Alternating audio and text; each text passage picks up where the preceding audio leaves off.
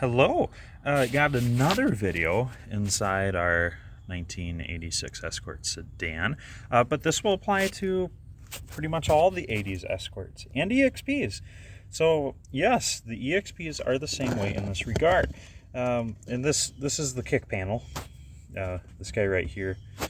I should say it's the forward kick panel. It's the one that goes down the side of the dashboard and down by the driver's feet underneath the hood pole, which is broken. And then the passenger side, of course, has one as well. Now, the parts themselves are totally different between the Escorts and EXPs, but the way they assemble onto the car is the exact same. So all there is on this panel is just this one lone pop tab. I find the absolute best way to remove it, you get a plastic pry bar like this. You hook the one end underneath your pop tab. Sorry, my arm's in the way. There we go, that's better. And then once you do that, you can just pry on out, and this guy, you'll hear it go pop, and it will go wing, and it'll land somewhere in here most of the time. So once you've removed that, now this panel is loose. But to remove it further, it actually goes underneath this A-pillar panel. Now you don't want to touch this if you don't have to, because they break 9 times out of 10. I kid you not. They just see so much sun, and they're the raw plastic. They're not flexible like these lower kick panels. They're a harder plastic, and they do not take the abuse of the sun. So they are extremely delicate, and they will shatter whenever they feel like it.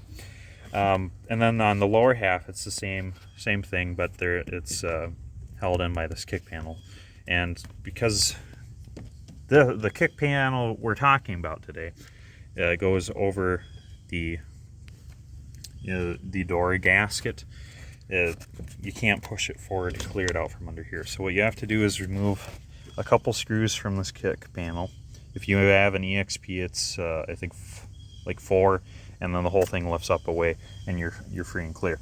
On the Escorts, there's 3 up front, and if you undo at least 2 of them, you can pry this guy up far enough to get out of the way, and then this will simply, you saw that there, what I had to do was slide it forward a little bit, because then that allows you to kick this end out while you kick that one in.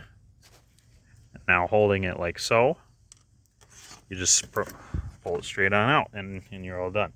And like I said, this is the same exact method on the EXPs, Escort GTs, the 2-door Escorts, all of them. They're all just that. They're that easy. The shape, obviously, like I said, will vary between EXPs and the Escorts. Maybe the GTs too, or GTs do too. I'm not too sure, but that's all there is to it. So luckily, it's a nice short video for you guys. Yeah, and once you remove this kick panel, and then if you can remove your uppers so carefully, you can see someone broke them all already, so that's why they're just not here. Once you do all of that, you have full access to your door gasket, so you can replace it. Pretty easy stuff. But sometimes you can replace this, you can get by replacing this without having to remove all the plastic stuff, but it's not going to lie, it's going to be a chore putting them back in, and it's still easy to break the A-pillar panels when you go to yank out the gasket. But we'll leave this video short for you guys, and yeah, just keep watching. I'll be doing a lot more uploads on this guy. His next step is center console and dashboard, and then we'll do seats and carpet, and the interior will have nothing left in it but the headliner, and that will kind of be the last video for the interior. So keep in touch. We'll see you later.